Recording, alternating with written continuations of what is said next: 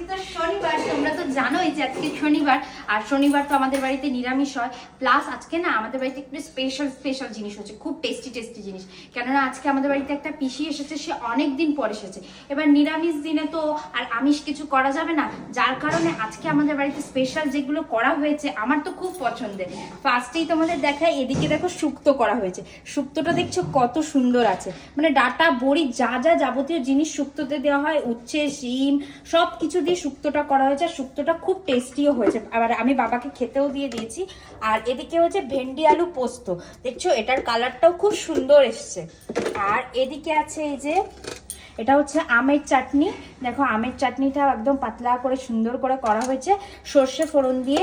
সাথে এই যে আছে গরম গরম ভাত, আর ডাল না হলে তো ব্যাপারটা জমবেই না।